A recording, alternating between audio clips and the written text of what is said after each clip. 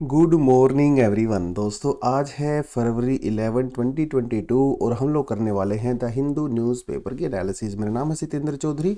रोज की तरह आपके लिए कुछ सिलेक्टेड टॉपिक्स लेके आया हूं। आज ब्रीफली देख लेते हैं आज हम लोग कौन कौन से टॉपिक करने वाले हैं। तो दोस्तों सबसे पहला जो टॉपिक रहेगा वो रहेगा मॉनेटरी पॉलिसी कमेटी के बारे में, क्योंकि इसने अभी अभी अपनी एक लेटेस्ट रिपोर्ट पेश की है। देखिए मॉनेटरी पॉलिसी कमेटी का फंक्शन क्या होता है, ऑब्जेक्टिव होता है, इसके रिगार्डिंग कौन कौन सी कमेटी हम लोगों ने बनाई हुई हैं, उसकी ज़रूरत क्यों पड़ी, ये सारे टॉपिक हम लोग आज कवर करेंगे मॉनेटरी पॉलिसी कमेटी के बारे में, जो कि आरबीआई की कमेटी होती है about your like interest rate, repo rate, reverse repo rate, उस सब उसके बारे में होती है। फिर हम लोग थोड़ी सी बात करेंगे हिजाब रो के बारे में। देखिए कर्नाटक में जो इशू चल रहा है, ज़्यादा बात नहीं करेंगे, थोड़ी सी बात करेंगे क्योंकि मामला भी हाई कोर्ट में गया हुआ है। फाइनली जब ये सुप्रीम कोर्ट में जाएगा, सुप्रीम कोर्ट के ऊपर क्या वर्डिक्ट इस पे सुनाता है, तब किसी न किसी एडिटोरियल में डेफिनेटली हम इसको कवर करने वाले हैं क्या ये पूरा मामला है। Quad and the Indo Pacific region, देखिए ऑस्ट्रेलिया के अंदर मीटिंग चल रही है, वहाँ पे अमेरिका के जो फॉरेन सेक्रेटरी हैं उन्होंने कुछ बात बोली है इंडिया पैसिफिक के बारे में, उसके बारे में थोड़ी सी चर्चा करेंगे, ज़्यादा नहीं, ब्रीफली थोड़ा सा टॉपिक देखने वाले हैं। अगला जो टॉपिक रहेगा that is Russia NATO and the tensions. देखिए रशिया ने ब्लैक सी के अंदर जो है कुछ एक्सरसाइज वगैरह की हैं, और उसके साथ साथ जो है बेलारूस के अंदर भी कुछ फोर्सेस वगैरह को तैनात किया है, उसके बारे में थोड़ी सी बात करेंगे। देखिए आज के न्यूज़पेपर में कोई खास नंबर ऑफ न्यूज़ नहीं थी, तो इसीलिए मैंने थोड़ा सा ही वैसे इंक्लूड कर दिया, कोई वैसे खास नहीं है, लेकिन कई बार ऐसा होता है ना प्रीलिम्स में वो प्लेसेस इन न्यूज़ आपसे पूछ लेता है, तो उस प्लेसेस इन न्यूज़ के लिए जो है हम इस टॉपिक को थोड़ा सा देख सकते हैं।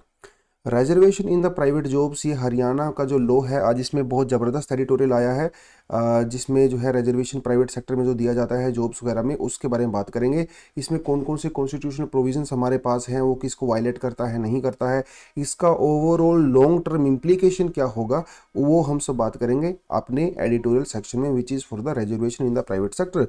टोकामक्स, देखिए हम लोग कल इसके बारे में बात कर चुके हैं, न्यूक्लियर फ्यूजन रिएक्शन है ना, जो कि एक ऐसा मतलब एक्सपेरिमेंट कर लिया गया है जिससे शायद फ्यूचर में न्यूक्लियर फ्यूजन रिएक्शन से भी हम लोग इलेक्ट्रिसिटी मतलब बिजली बना सकें, पावर प्रोड्यूस कर सकें।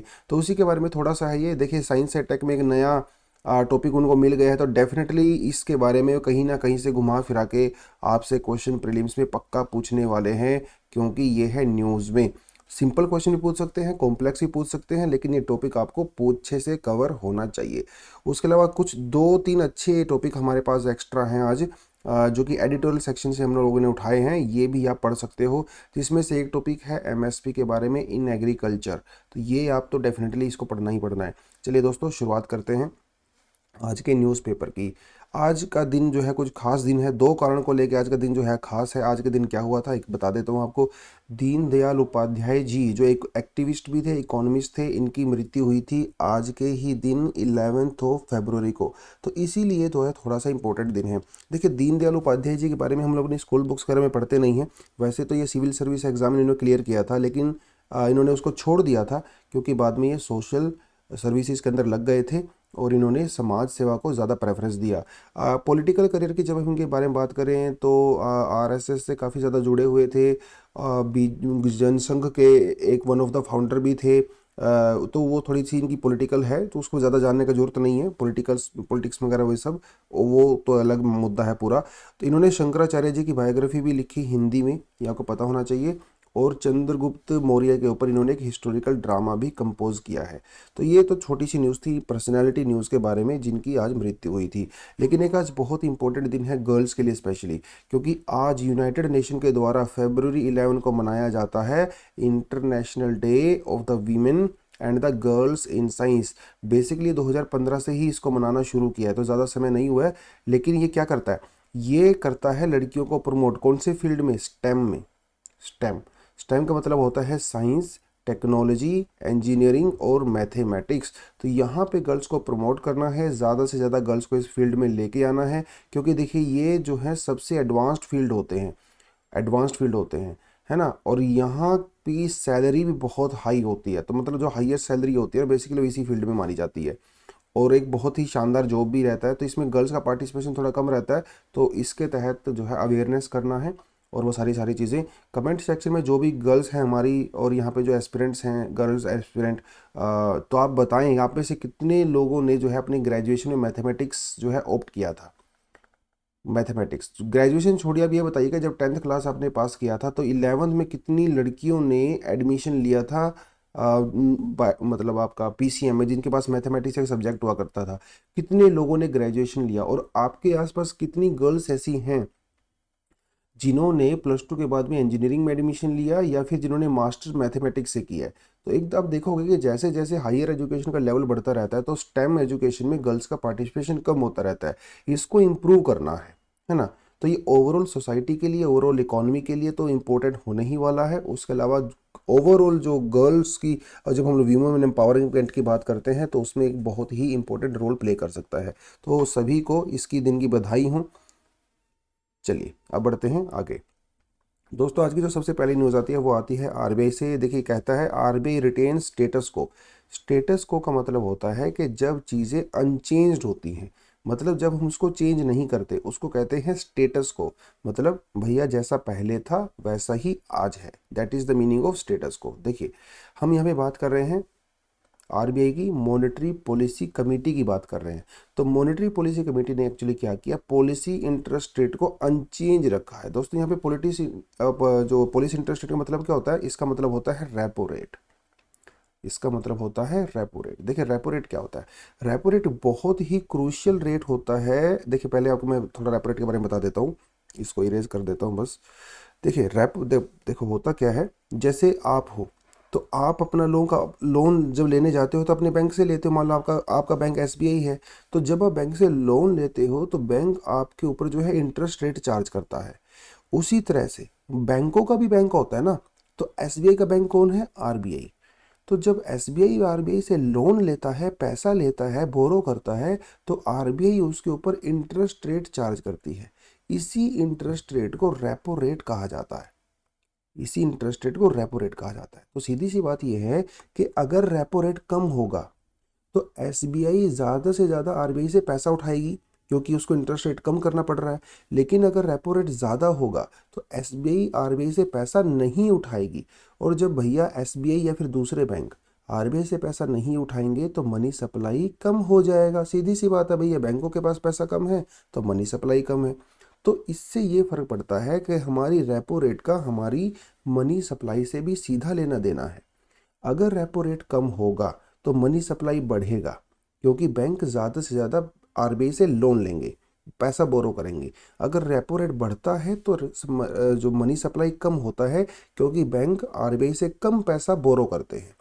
और मनी सप्लाई का सीधा लेना देना किससे है, इसका लेना देना है हमारी डिमांड से और हमारी ग्रोथ से, है ना, हमारी ग्रोथ से। तो अगर आरबीआई को लगता है कि मार्केट में मनी सप्लाई बढ़ानी है क्योंकि डिमांड बढ़ानी है तो वो आरबीआई को इसको रेपो रेट को कम कर देता है। और अगर आरबीआई को लगता है कि मार्केट में मनी सप्लाई ज़्यादा हो गई है, उसको खींचना है वापस, उसको कम करना है, तो वो रेपो रेट को बढ़ा देता है। तो ये दोनों चीज़ें जो हैं, ये टूल होता है आरबीआई के पास मनी सप्लाई को कम करने का फिर या ज़्यादा करने का। तो ये रिपोर्ट जो है अभी एमपीसी के सामने आई है जिसमें उसने रेपो रेट को जितना पहले था 4% उतना ही रखा है। ये क्यों किया है, ये क्यों किया है, अकोमोडेटिव स्टैंड लेने के लिए। दोस्तों अकोमोडेटिव स्टैंड का मतलब ये होता है कि कोविड के समय में हमारी इकोनॉमी काफ़ी डाउन चली गई है, इसलिए आरबीआई चाहता है कि मार्केट में मनी सप्लाई बनी रहे। मार्केट में मनी सप्लाई अच्छी खासी बनी रहेगी तो लोग डिमांड करेंगे, इकोनॉमी ग्रो करेगा। इसे कहते हैं अकोमोडेटिव स्टैंड। ठीक है, तो इसको थोड़ा सा टर्म आपको समझना पड़ेगा। और भी थोड़ी बहुत ऑब्जर्वेशन आरबीआई ने कही हैं। ऑब्जर्वेशन जैसे उन्होंने कहा है कि भैया देखिए ओमिक्रॉन का इम्पैक्ट तो पड़ा है और ये नेगेटिव इम्पैक्ट है, पॉजिटिव इम्पैक्ट नहीं है। आरबीआई की रिपोर्ट में ये भी कहा गया है कि जो कॉन्टैक्ट इंटेंसिव सर्विस है जैसे एजुकेशन, हेल्थ, ये इनको बोला जाता है कॉन्टैक्ट इंटेंसिव सर्विसेज। इन्होंने कहा है कि ये अभी भी जो है अभी लो पे है, इसकी डिमांड अभी भी बहुत ज़्यादा हाई नहीं है क्योंकि देखिए कॉलेज स्कूल वगैरह तो सब बंद पड़े हुए हैं, है ना, तो वो सारी चीज़ें तो है ही। फिर कहा इसने कि कंज्यूमर प्राइस इन्फ्लेशन जो है वो भी हायर साइड पे चल रहा है। देखिए हमारे पास दो तरह के इन्फ्लेशन को मेजर करने के तरीके होते हैं ना। एक होता है हमारे पास WPI जिसे होलसेल प्राइस इंडेक्स कहते हैं। एक होता है कंज्यूमर प्राइस इंडेक्स जिसे कंज्यूमर प्राइस इंडेक्स मतलब जो हम लोग डायरेक्टली चीज़ों को कंज्यूम करते हैं उसको मेजर किया जाता है। होलसेल प्राइस इंडेक्स में जनरली जो है जो मैन्युफैक्चरर्स होते हैं ना उनकी चीज़ों को मेजर किया जाता है, तो इसका हमारे ऊपर डायरेक्ट रिलेशन बहुत कम होता है। CPI का हमारे ऊपर डायरेक्ट रिलेशन होता है, और वैसे भी CPI के अंदर हम लोग सर्विसेज को भी इंक्लूड करते हैं, लेकिन WPI के अंदर हम लोग सर्विसेज को इंक्लूड नहीं करते। तो इन्होंने कहा है कि अभी कंज्यूमर प्राइस की जो इन्फ्लेशन है वो भी थोड़ी सी हायर साइड में चल रही है, लेकिन इतनी चिंता करने की जरूरत नहीं है, अभी भी इसको कंट्रोल में किया जा सकता है, ऐसा इस रिपोर्ट में कहा है। उसके अलावा इन्होंने ये भी कहा कि जो इंटरनेशनल क्रूड प्राइस है उसके ऊपर हमें ध्यान देने की जरूरत है, क्योंकि इंटरनेशनल क्रूड प्राइस इंडिया में जो डोमेस्टिक प्राइस होता है डीजल पेट्रोल का उसको इम्पैक्ट करता है, तो इसके ऊपर भी नज़र रखना जरूरी है। और इन्होंने ये भी कहा है कि रियल GDP की जो ग्रोथ है वो कितनी रहेगी, 7.8% रहेगी। देखिए हमारे पास दोस्तों दो GDP होती हैं, एक हमारे पास रियल GDP होती है, एक हमारे पास नॉमिनल GDP होती है। तो रियल GDP का मतलब ये होता है कि जब हम लोग इन्फ्लेशन को माइनस कर देते हैं, मतलब इन्फ्लेशन का जो इफेक्ट होता है उसको माइनस कर देते हैं, उसे कहा जाता है रियल GDP। और रियल GDP को हम लोग किसी जो है बेस प्राइस पे मेज़र करते हैं। उस बेस पर प्राइस पे जो है मेज़र करने का मतलब यही होता है कि उसमें हम लोग इन्फ्लेशन वाले इफेक्ट को माइनस कर देते हैं। तो रियल GDP ग्रोथ रहने वाली है 7.8% फॉर 2022 एंड 2023। अब इस टॉपिक के माध्यम से थोड़ा सा आपको मॉनेटरी पॉलिसी कमेटी के बारे में भी पता होना चाहिए, जिसकी एक एक्स्ट्रा स्लाइड यहाँ पे मैंने ऐड कर दी है। तो इसको 2016 में एक्चुअली कॉन्स्टिट्यूट किया गया था, जब हम लोगों ने RBI एक्ट 1934 को अमेंडमेंट किया था। देखिए इस कमेटी से पहले जो भी repo rate, reverse repo rate या जो भी हमारे पास रेट थी, मतलब मेनली रेपो रेट ही होती है, तो हमारे पास जो भी रेट हुआ करती थी वो RBI और गवर्नर जो है खुद से करते थे, जिसमें गवर्नमेंट का ज़्यादा लेना देना नहीं होता था। लेकिन 2016 में उर्जित पटेल कमेटी की रिकमेंडेशन के बाद मॉनेटरी पॉलिसी कमेटी को बनाया गया, और उसमें अभी गवर्नमेंट के रिप्रेजेंटेटिव भी होते हैं। तो मॉनेटरी पॉलिसी कमेटी में अभी 6 मेंबर होते हैं, जिसमें से 3 मेंबर जो होते हैं वो होते हैं RBI के खुद के ऑफिशियल्स, जिसमें हमारे RBI के गवर्नर भी होते हैं। उसके अलावा जो है 3 मेंबर होते हैं जो कि गवर्नमेंट के द्वारा नॉमिनेटेड होते हैं, तो बेसिकली गवर्नमेंट को उनको नॉमिनेट करती है, ठीक है। तो ये 6 लोग होते हैं, इनकी वोटिंग के हिसाब से ही डिसाइड किया जाता है कि इस समय जो है हमारी रेपो रेट कितनी होगी कितनी नहीं होगी, उसको कम करना है या ज़्यादा करना है। तो 6 लोगों की जो है उसके ऊपर मेज़र किया जाता है इसको, ये थोड़ा अपने यहाँ पे ध्यान रखना है, ठीक है। अब उसमें होता बहुत बार ऐसा है ना कि जो गवर्नमेंट के जो ऑफिशियल्स होते हैं वो तो कुछ और बोलते हैं, RBI के ऑफिशियल्स होते हैं कुछ और बोलते हैं। देखिए गवर्नमेंट के ऑफिशियल्स जो हैं हमेशा हायर मनी सप्लाई की बात करते हैं, लेकिन RBI को तो ऐसा नहीं करना ना, क्योंकि आपको ये पता है कि अगर मनी सप्लाई ज़्यादा हो जाएगी तो इन्फ्लेशन भी बढ़ जाएगा। RBI का काम होता है इन्फ्लेशन को कंट्रोल करना। तो बहुत बार ऐसा होता है कि मॉनेटरी पॉलिसी की जो कमेटी की मीटिंग्स वगैरह होती हैं, इसमें ये गवर्नमेंट के ऑफिशियल्स और RBI के ऑफिशियल्स जो हैं आपस में बहसबाजी करने लगते हैं, लेकिन ये मीटिंग हाईली सीक्रेटिव होती हैं। तो फाइनली बाहर जो डिसीजन फाइनली आता है ना उसको ही बेसिकली माना जाता है, और एक्चुअली इन डिसीजन में जो है RBI का ही ज़्यादा रोल होता है वैसे तो, ठीक है। जनरली ज़्यादातर RBI की बात ही मानी जाती है, लेकिन हाँ मॉनेटरी पॉलिसी कमेटी इसलिए बनाई गई थी ताकि यहाँ पे गवर्नमेंट का भी कंट्रोल थोड़ा बहुत रहना ज़रूरी है। उसके अलावा मॉनेटरी पॉलिसी कमेटी के लिए उर्जित पटेल कमेटी का बारे में मैंने बता ही दिया, लेकिन इसके अलावा और कमेटी भी बनाई गई हैं, जैसे आप यहाँ पे देख सकते हो प्रीलिम्स के पर्सपेक्टिव से। रेड्डी कमेटी बनाई गई थी 2002 में, तारापुर कमेटी बनाई 2006 में, ठीक है। मिस्त्री कमेटी बनाई गई 2007 में, रघुराम राजन कमेटी बनाई 2009 में, और उर्जित पटेल कमेटी फाइनली 2030 में, और इनकी रिकमेंडेशन में फाइनली 2016 में हम लोगों ने MPC को कॉन्स्टिट्यूट कर दिया था। तो ये दो थोड़ी सी आप यहाँ पे क्लियरली देख सकते हो, एक स्लाइड आपके लिए मैंने बनाया है। चलिए हिजाब रो के बारे में बात करते हैं। देखिए ज़्यादा तो बात हम लोग नहीं कर पाएंगे, क्योंकि अभी मामला जो है सब जुडिस है, कल को सुप्रीम कोर्ट में जब मामला जाएगा तब इसके बारे में हम लोग ज़्यादा अच्छे से डिस्कस डेफिनेटली कर सकते हैं। लेकिन अभी कर्नाटका हाई कोर्ट में जब ये मामला गया हुआ है, तो इसी तरह से कपिल सिब्बल ने क्या किया, सुप्रीम कोर्ट के अंदर भी एक PIL दाखिल कर दिया। तो उसने सुप्रीम कोर्ट को रिक्वेस्ट किया कपिल सिब्बल जी ने कि सर आप ऐसा कीजिए, इस मामले को जो है अपने उपास ले लीजिए। सुप्रीम कोर्ट ने जिसको फिलहाल मना कर दिया। सुप्रीम कोर्ट ने कहा कि इतनी जल्दबाजी मत कीजिए, this is too early for this to intervene. अभी कर्नाटका हाई कोर्ट में मामला है भैया, उसको देखने दीजिए। 3 जज की बेंच बनाई है कर्नाटका हाई कोर्ट में। तो इन्होंने कहा कि जब वो मामला वहाँ पे शांत हो जाएगा, वो कुछ ना कुछ डिसीजन सुना देंगे, तब देखेंगे, है ना। क्योंकि उसको सुप्रीम कोर्ट ने ये भी बोला, अगर बाई चांस सुप्रीम कोर्ट ने इस केस को अभी ले लिया ना, तो ये जो कर्नाटका हाई कोर्ट के जज हैं वो फैसला नहीं लेंगे। ठीक है, तो ये पूरी मामला है। अब यहाँ पे सबसे कोर में एक मुद्दा है, सबसे कोर में मुद्दा है असेंशियल रिलीजियस प्रैक्टिसेस, कि ऐसी कौन सी रिलीजियस प्रैक्टिसेस होती हैं जिसको असेंशियली माना जाता है, जिसको कोर्ट चेंज नहीं कर सकता। कुछ ऐसी प्रैक्टिस होती हैं जो असेंशियल नहीं होती हैं, जिसके अंदर कोर्ट इंटरवीन कर सकता है, जैसे सबरीमाला वाला केस में हुआ है ना, और भी जैसे ट्रिपल तलाक में हुआ। तो इन्होंने कहा कि ये असेंशियल प्रैक्टिस नहीं है, इसको हम लोग इंटरवीन कर सकते हैं in different matters like equality या फिर जेंडर एंड ऑल दैट कर सकते हैं। तो ये भी लास्ट टाइम 1954 में शिरूर मठ केस हुआ था, जिसमें एसेंशियल रिलीजियस प्रैक्टिस की सबसे पहले बात की गई थी। उसके बाद और भी कोर्ट्स में ऐसे बहुत सारे केसेस आए हैं। खैर अब तो भी अभी इसके मामले में डिटेल में मैं जाने का कोई फ़ायदा है नहीं, क्योंकि अभी ये मामला सब जुडिस है। 1-2 दिन में, 4 दिन में, जब भी अगले हफ्ते भर में सुप्रीम कोर्ट में ये फैसला जाएगा, तब जाके हम इसको थोड़ा ज़्यादा डिटेल में डिस्कस कर सकते हैं। लेकिन एक एक्स्ट्रा स्लाइड मैंने आपके लिए ऐड कर दी है यहाँ पे पीआईएल के बारे में, क्योंकि न्यूज़ में है काफ़ी ज़्यादा। अभी सुप्रीम कोर्ट में पीआईएल को बता ही दिया, वो डाला ही है कपिल सिब्बल ने। तो पीआईएल दोस्तों होता क्या है, इसका मतलब होता है पब्लिक इंटरेस्ट लिटिगेशन। लिटिगेशन का मतलब होता है कि जब आप किसी कोर्ट में कोई एप्लीकेशन डालते हो बेसिकली उस केस की सुनवाई करने के लिए, उसको लिटिगेशन बोलते हैं। और ये लिटिगेशन पब्लिक इंटरेस्ट में होती है, पूरी पब्लिक इंटरेस्ट में होते हैं, किसी एक खास आदमी के पक्ष में नहीं होती। तो जब किसी को लगता है कि भैया ह्यूमन राइट का वायलेशन हो रहा है, इक्वालिटी का वायलेशन हो रहा है, माइनॉरिटी के राइट्स का वायलेशन हो रहा है, या एनवायरमेंट डैमेज हो रहा है, उस केस में पूरी कम्युनिटी के बिहाफ पे, ठीक है, सिटीजन्स के बिहाफ पे कोर्ट्स वगैरह में इसको फाइल किया जा सकता है, जिसे कहते हैं पीआईएल। ठीक है, पीआईएल की शुरुआत एक्चुअली की गई थी किसके द्वारा, जस्टिस वी आर कृष्णा और पीएन भागवती के द्वारा। ये थोड़ा सा आपने यहाँ पे ध्यान रखना है। पीआईएल हमारे कॉन्स्टिट्यूशन के अंदर या आईपीसी वगैरह के अंदर कहीं पे भी मेंशन नहीं है। ये एक हमारी खुद की इन्वेंशन है, जिसके तहत बहुत सारी गवर्नमेंट पॉलिसीज़ या कोई और कानून वगैरह होते हैं, उनके अंदर जो है कोर्ट इंटरवीन कर सकता है। और पीआईएल जैसे मान लो, देखिए एक चीज़ आपको बताऊं, मान लो किसी कंपनी ने किसी जंगल में जाके कोई फैक्ट्री खोली। अब वहाँ पे उस कंपनी ने क्या किया, इतना ज़्यादा पोल्यूशन कर दिया कि वहाँ पे जो रिवर वाटर था वो पूरी तरह से पोल्यूशन हो गया उसमें, और वहाँ की जो लोकल कम्युनिटी उनको हो गया इससे डेंजर। अब उन लोगों के बिहाफ पे मैं दिल्ली में बैठ के भी सुप्रीम कोर्ट में फाइल केस कर सकता हूँ। तो ये जरूरी नहीं होता पीआईएल के केस में कि वही आदमी केस फाइल करे जो इम्पैक्ट हो रहा है, नहीं, उनके बिहाफ पे कोई और भी कर सकता है। अगर उसको लगता है कि यहाँ पे ह्यूमन राइट का वायलेशन हो रहा है, एनवायरमेंट डैमेज हो रहा है, या कोई भी मतलब जहाँ पे पब्लिक जो है वो नेगेटिवली इम्पैक्ट होती है, तो उस समय पीआईएल फाइल किया जा सकता है। ठीक है, ये थोड़ा सा आपको यहाँ पे देखना पड़ेगा। एक इंपॉर्टेंट चीज़ और पीआईएल के बारे में आपको बता दूं कि पीआईएल जो है ना, वो हमेशा सेंट्रल गवर्नमेंट और स्टेट गवर्नमेंट के अगेंस्ट ही फाइल की जा सकती है। प्राइवेट सिटीजन के अगेंस्ट में आप पीआईएल फाइल नहीं कर सकते।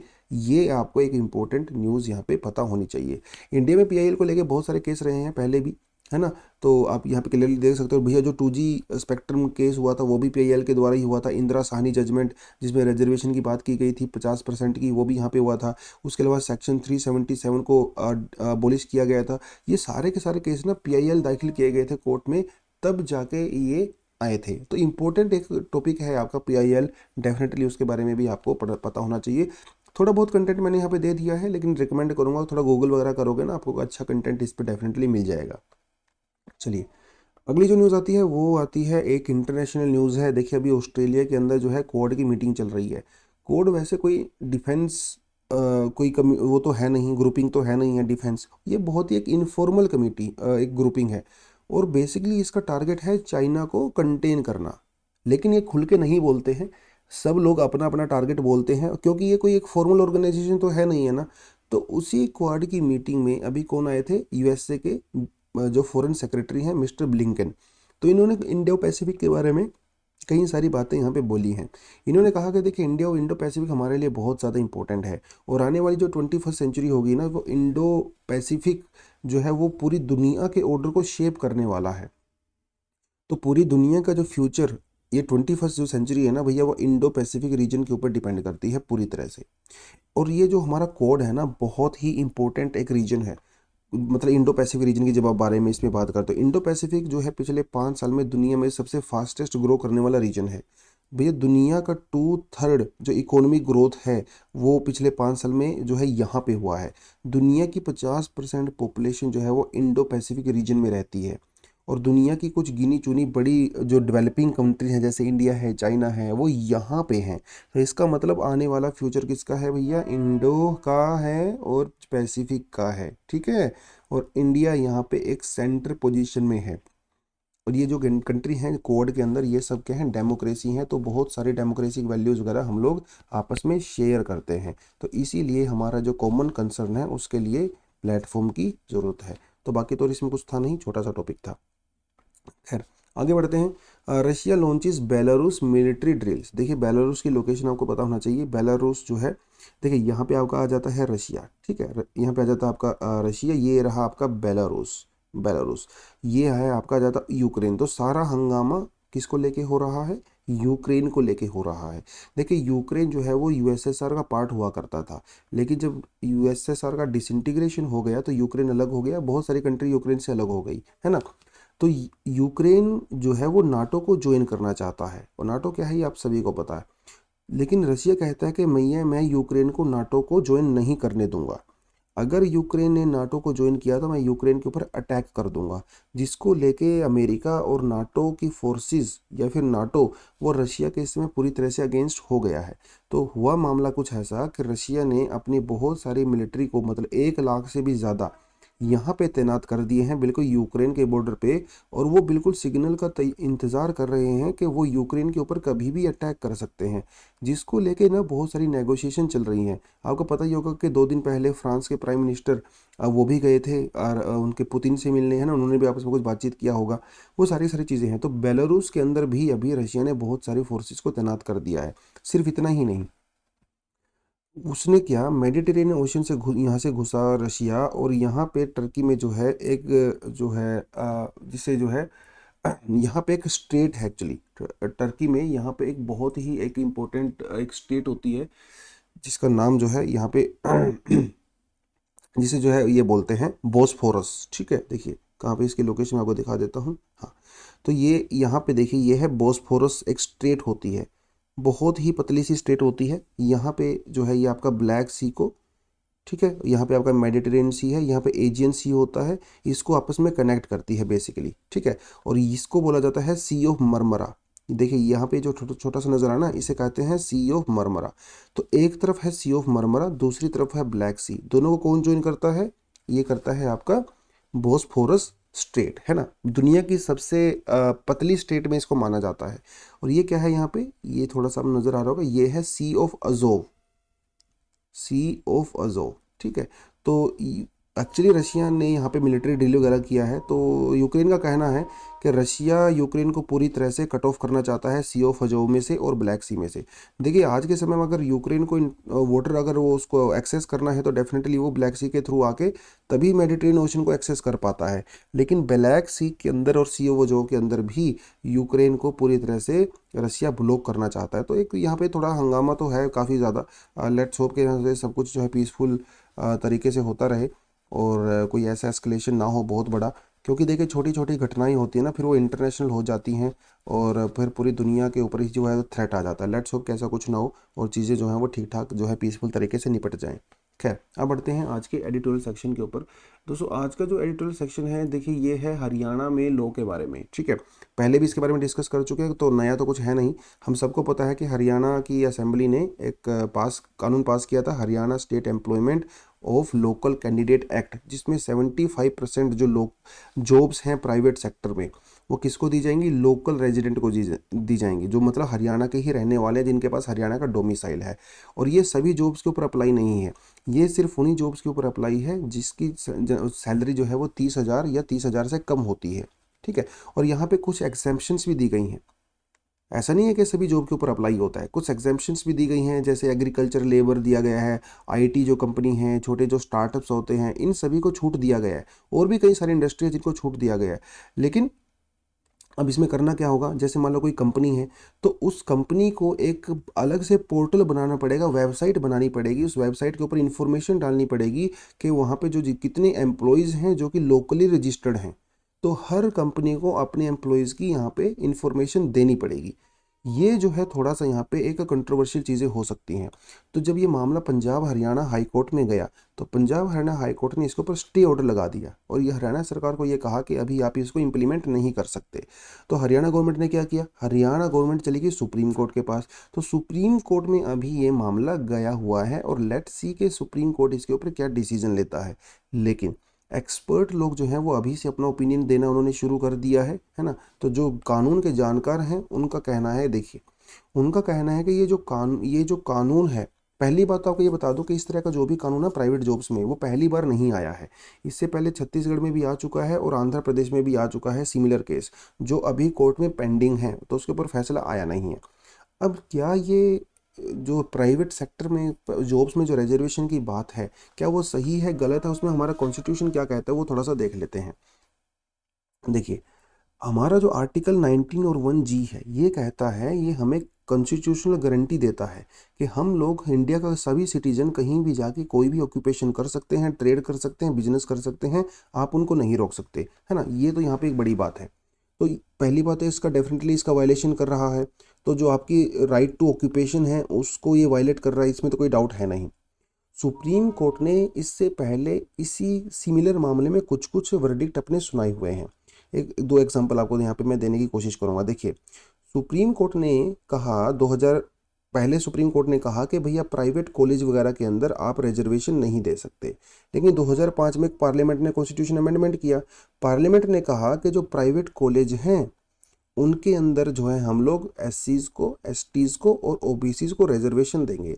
तो आज के मामले में क्या है, आज प्रेजेंटली प्राइवेट कॉलेज के अंदर भी एससी, एसटी और ओबीसीज के लिए रिजर्वेशन होता है। लेकिन दोस्तों वो जो रिजर्वेशन है ना वो सिर्फ कॉलेज में एडमिशन के लिए है, वो एडमिशन प्राइवेट सेक्टर की जॉब्स पे अप्लाई नहीं होता है ना। वो सिर्फ प्राइवेट सेक्टर में कॉलेज में एडमिशन लेने के लिए अप्लाई होता है। तो प्राइवेट सेक्टर में जॉब का अभी ऐसा रिजर्वेशन का कोई प्रावधान नहीं है। पहली बात तो ये। दूसरी बात ये कि जो हमारा आर्टिकल 16 है वो इक्वालिटी ऑफ अपॉर्चुनिटी की बात करता है। मतलब सभी सिटीजन, इंडिया एक कंट्री है, यहाँ पे सभी सिटीजन को इक्वल अपॉर्चुनिटी होनी चाहिए। लेकिन हरियाणा वाला लोग क्या कहते हैं कि नहीं नहीं, जो हरियाणा में रहने वाले सिटीजन हैं उनको हम लोग अपॉर्चुनिटी ज़्यादा देंगे, जो आउट ऑफ हरियाणा रहने वाले हैं उनको हम लोग अपॉर्चुनिटी नहीं देंगे। तो ये भी कहीं ना कहीं आपके आर्टिकल 16 का वायलेशन तो है ही, है ना। ये यहाँ पे बड़ी सोचने वाली बात है। आर्टिकल 16 के अंदर ये भी कहा गया कि भैया जॉब्स वाले मामले में आप लोग प्लेस ऑफ बर्थ के ऊपर डिस्क्रिमिनेट नहीं कर सकते। इसका मतलब इंडिया में आदमी अगर आप तमिलनाडु में भी पैदा हुए हो तो महाराष्ट्र के अंदर भी आप जॉब ले सकते हो, आप कहाँ पे पैदा हुए उससे ज़्यादा फर्क नहीं पड़ता। लेकिन यहाँ पे थोड़ी सी टर्म्स एंड कंडीशन अप्लाई होती है। जैसे किसी किसी खास केस में, देखिए सभी केस में नहीं, किसी किसी खास केस में ऐसा हो सकता है कि जॉब्स के अंदर किसी पर्टिकुलर स्टेट के लोगों को ज़्यादा प्रेफरेंस दिया जाए। लेकिन देखिए ये सिर्फ एग्जाम ये जो है एक्सेप्शन है, ये रूल नहीं है। पहली बात तो ये।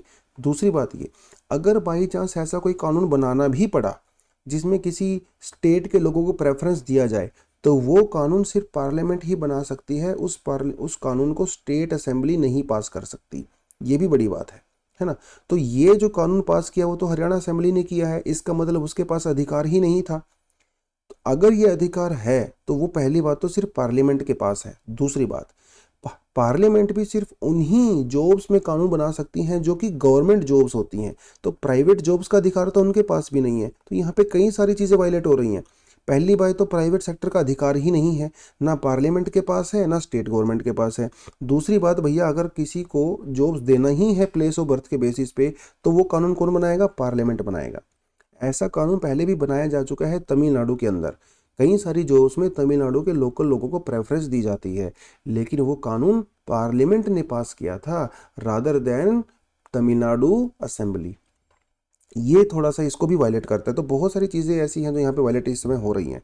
पहले भी क्या एग्जाम पहले कैसे केस हो चुके हैं, हाँ ऐसे केस पहले भी हो चुके हैं।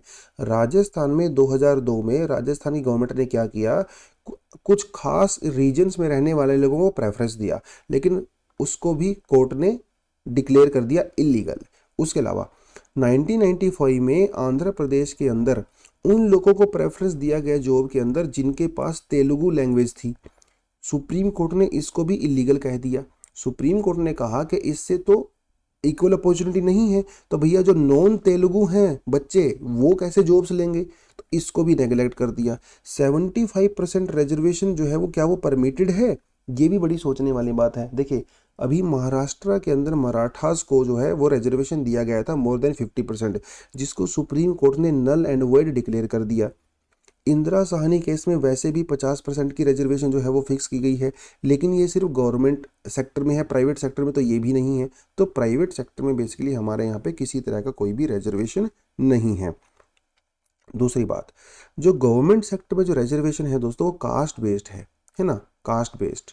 लेकिन प्राइवेट सेक्टर में हरियाणा वाले कहते हैं देखो भैया हम लोगों ने तो सभी को रिजर्वेशन दिया है, इसमें तो कास्ट वाला कोई लेना देना ही नहीं है ना। उनका अपना खुद का आर्गूमेंट है। लेकिन जो हरियाणा पंजाब ने जो ये कानून बनाया है इसका क्या इम्प्लीकेशन हो सकता है, मतलब क्या इसका इम्पैक्ट हो सकता है, ये सोचने वाली बात है। तो reservation in private sector more than the government sector, पहली बात तो ये भैया गवर्नमेंट सेक्टर में खुद रिजर्वेशन जो है वो 50% को क्रॉस नहीं कर सकती, और आप प्राइवेट सेक्टर में भी 75 क्रॉस कर रहे हो मतलब सोचने की बात है। प्राइवेट सेक्टर में रिजर्वेशन 75%, गवर्नमेंट सेक्टर में रिजर्वेशन 50%। तो पहली बात तो आप यहीं पे मजाक उड़वा रहे हो अपना। अरे कम से कम आपको रिजर्वेशन देना है उतना तो दीजिए कम से कम जितना सरकारी सेक्टर में है। आपने एकदम 0% से सीधा 75% कर दिया। हालांकि ये आपका कास्ट बेस्ड नहीं है, लेकिन रेजिडेंशियल बेस्ड तो है ना, ये भी तो एक टाइप का रिजर्वेशन ही है। तो जब सुप्रीम कोर्ट 50% से ज़्यादा रिजर्वेशन को कैंसिल कर रहा है तो क्या वो 75 को मानेगा, ये भी यहाँ पे एक बड़ा क्वेश्चन का मुद्दा है। दूसरी बात ये है कि यार हमारा एक पूरा नेशन है ना, एक नेशन है, तो as a country as a single unit अगर आपको लेके चलना है तो आप स्टेट वाइज लोगों के बीच में यहाँ पे डिस्क्रिमिनेशन नहीं कर सकते। अगर ऐसा होगा तो कल को हर स्टेट ऐसा ही करने लगेगा, तो भैया फिर पूरे नेशन वाला कॉन्सेप्ट ही खत्म हो जाएगा। इससे तो हमारे कंट्री के लोग एक जगह से दूसरी जगह पे माइग्रेट कर ही नहीं पाएंगे।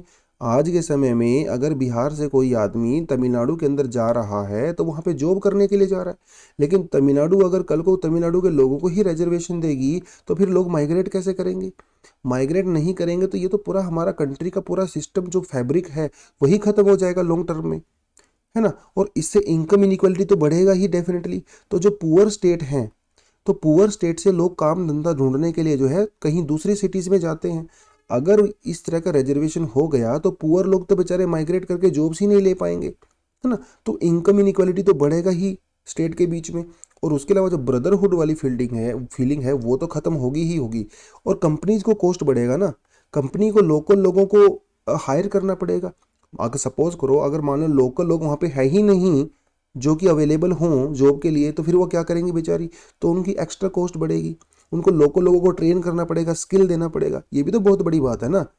तो ये बहुत सारे मुद्दे हैं जो कि इस एक छोटे से कानून में बंधे हुए हैं। तो सुप्रीम कोर्ट में ये मामला गया है, तो सुप्रीम कोर्ट के ऊपर क्या डिसीजन लेता है वो बहुत ही इंटरेस्टिंग हमारे लिए देखना रहेगा। ठीक है, चलिए। तो एक कंक्लूजन ही सुनिए, बड़ा अच्छा दिया है, कहता है it is not just a question of the fundamental right. तो सिर्फ और सिर्फ फंडामेंटल राइट का ये क्वेश्चन नहीं है, but country as a nation not as a कोगवर्नेंट ऑफ द इंडिपेंडेंट स्टेट। तो हमारा country as a complete nation हम लोग इसको कंसिडर करते हैं। ये हमारा कंट्री जो है अलग अलग स्टेट का एक कोई ऐसा कॉन्ट्रैक्ट नहीं है ना भैया कि अलग स्टेट तुम अलग, मैं अलग, मैं अलग, मैं अलग, नहीं भैया। एज अ नेशन हम लोगों को काम करना चाहिए, जिसके लिए ये सारी चीज़ें होनी बहुत ज़रूरी हैं। आप कहीं पे भी जाके जॉब कर सकते हो, ऑक्यूपेशन कर सकते हो। चलिए, ये टॉपिक जो है रिपीटेड है इसलिए कोई ज़्यादा नहीं करवाऊंगा, कल हम लोग इस टॉपिक को कर चुके थे। आज फिर से जो है एक्सप्लेनर सेक्शन के ये अंदर ये दिया हुआ है। ये पूरा मामला क्या है थोड़ा आपको मैं बता देता हूँ। थर्मो न्यूक्लियर फ्यूज़न है ना, ये कहाँ होता है, ये होता है भैया स्टार्स के बीच में। तो जैसे जो सन होता है, स्टार होता है, वहाँ पे होता है थर्मो न्यूक्लियर फ्यूज़न, जहाँ पे हाइड्रोजन आपस में मिलकर क्या बनाती है, हीलियम बनाती है। ये आपको पता होना चाहिए, ठीक है। तो ये हम लोग क्या कर रहे हैं, हम लोग इसी सेम प्रोसेस को धरती के ऊपर अपनी लेबोरेटरी में करना चाहते हैं। और लेबोरेटरी में जहाँ पे हम लोग ये करते हैं उसको कहा जाता है फ्यूज़न रिएक्टर, ठीक है, फ्यूज़न रिएक्टर। और इसका एक नाम है, इसे कहा जाता है टोकामक्स। तो ये एग्ज़ाम में कहीं ना कहीं इसके रिगार्डिंग आपसे वो डेफिनेटली क्वेश्चन पूछ सकता है। अब ये जो टोकामक है या फिर जो न्यूक्लियर फ्यूजन रिएक्शन है, ये बहुत ही ज़्यादा एक सेंस में हम कहो तो बहुत ज़्यादा सेफ है। सेफ इन द सेंस कि यहाँ से इससे कोई भी ग्रीन हाउस गैस जो है एमिट नहीं होती, और इससे रेडियो एक्टिव जो एलिमेंट है वो भी बहुत बहुत बहुत ही कम मात्रा में निकलते हैं। तो इसका मतलब ये है कि अगर न्यूक्लियर फ्यूजन रिएक्शन से हम लोगों ने बिजली बना लिया तो this is going to be the safest mode of energy for us, और फ्यूचर में हमारी जो एनर्जी की रिक्वायरमेंट हैं वो हम लोग यहाँ से ईजिली फुलफिल कर सकते हैं, और वो भी बहुत क्लीन मैनर में, मतलब क्लाइमेट चेंज वाली भैया समस्या ही सोल्व हो जाएगी। ठीक है, बहुत बड़ी बात है। तो हम लोग अपनी एनर्जी कहाँ से लेते हैं? कोल से लेते हैं, है ना, कोल से लेते हैं, गैस से लेते हैं, डीजल से लेते हैं, पेट्रोल से लेते हैं, और ये हमें काफ़ी कम एनर्जी देते हैं। एक चीज़ आपको मैं बताता चलूँ, 1 ग्राम कोल से जितनी एनर्जी आपको मिलती है 1 ग्राम न्यूक्लियर फ्यूजन फ्यूल से कम 40 लाख गुना ज़्यादा एनर्जी आपको मिल जाती है। समझ रहे हो? तो 1 किलोग्राम कोल से जितनी एनर्जी मिलती है, आप इमेजिन ही नहीं कर सकते कि 1 किलोग्राम न्यूक्लियर फ्यूल से आपको कितनी एनर्जी मिल सकती है। आप मतलब इसका 40 लाख गुना कर दीजिए, 40 lakh times more than the energy that we receive from the coal, और वो भी हार्मलेस, कोई बाई प्रोडक्ट ही नहीं है। जब हम लोग कोल को जलाते हैं तो भैया कार्बन डाइऑक्साइड निकलती है, दुनिया भर की गैसेज निकलती हैं, लेकिन जब आप न्यूक्लियर फ्यूजन रिएक्शन करते हो तो क्या निकलता है? हीलियम निकलता है, and helium is not harmful, है ना, बढ़िया गैस है। तो ये हम लोगों ने क्या किया, एक टोकामक नाम की एक बहुत बड़ी मशीन हम लोग बना रहे हैं। कहाँ पे? फ्रांस में बना रहे हैं। और ये सिर्फ एक ही कंट्री नहीं, दुनिया के कम से कम 35 कंट्री ऐसी हैं जिसने कोलैबोरेशन किया है, और हम लोग फ्रांस के अंदर जो है वो टोकामक बना रहे हैं, दुनिया का सबसे बड़ा, ताकि हम लोग वहाँ पे एक्सपेरिमेंट कर सकें। और हम लोगों ने एक टारगेट भी रखा हुआ है।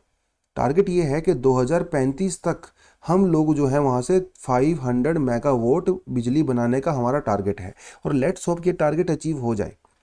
तो ये न्यूक्लियर फ्यूजन में एक्चुअली होता क्या है? देखिए, एक हाइड्रोजन एटम का जो वेट होता है वो होता है 1.007825 एटॉमिक मास यूनिट, ठीक है, लेकिन 4 हाइड्रोजन का वेट कितना होता है? 4.03130। तो हम लोग क्या करते हैं, 4 हाइड्रोजन के एटम को आपस में मिक्स करते हैं, इनको फ्यूज करवाते हैं, और इनके फ्यूज करवाने से क्या बनाते हैं? हीलियम बनाते हैं।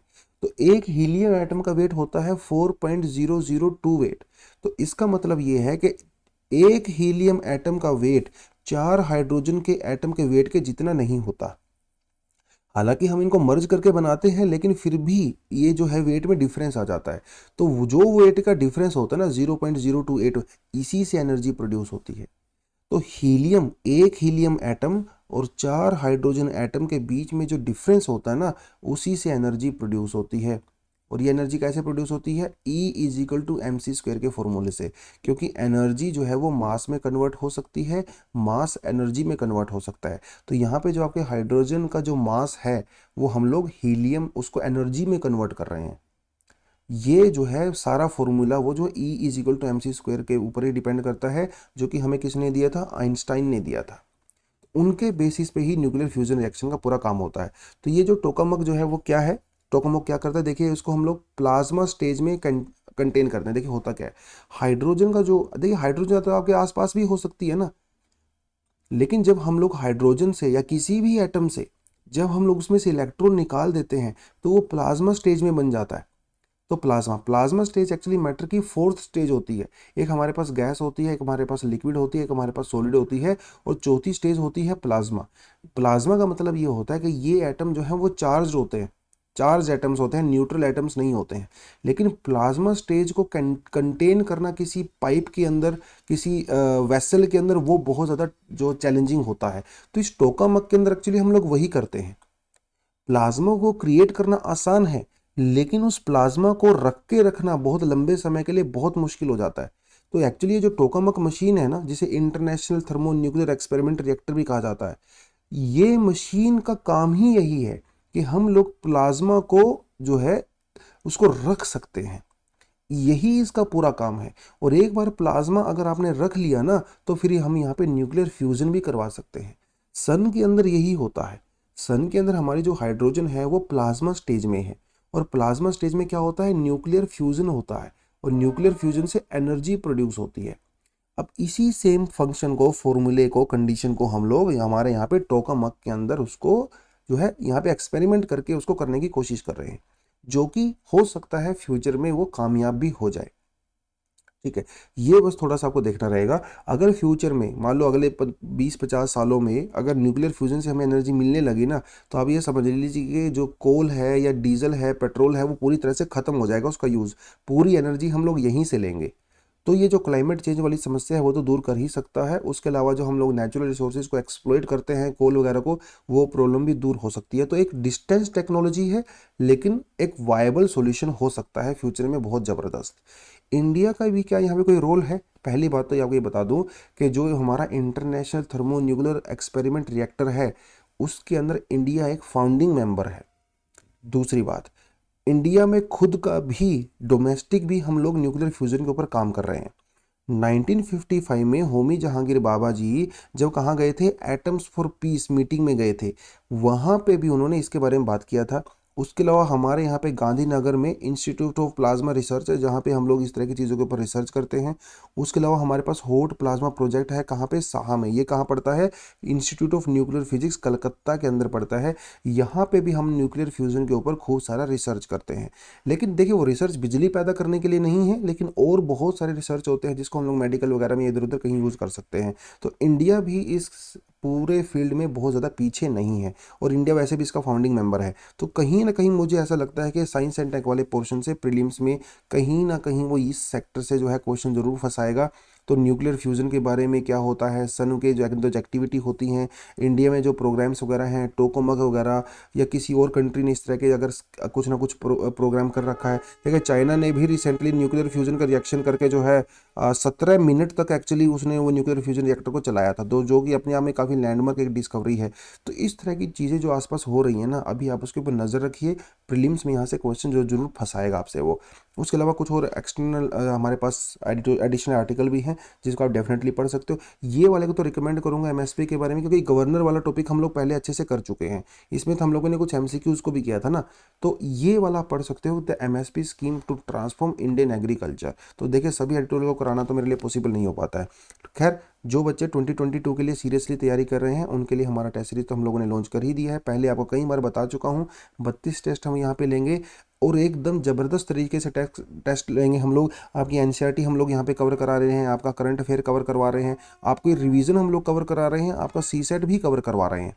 ठीक है, तो इतनी सारी चीज़ें कवर हो जाएंगी। At the end of the day 3 से 4 बार आपके पूरे सिलेबस की रिवीजन हो जाएगी। और सिर्फ टेस्ट ही नहीं ले रहे हैं, बल्कि हम लोग आपके साथ डिस्कशन भी करने वाले हैं। उसके अलावा कुछ ऐसे स्टूडेंट हो सकते हैं जो सेल्फ स्टडी करते हैं, जिनको एक्स्ट्रा गाइडेंस की रिक्वायरमेंट होती है, उनके लिए मेंटरशिप प्रोग्राम भी हमारा चल रहा है।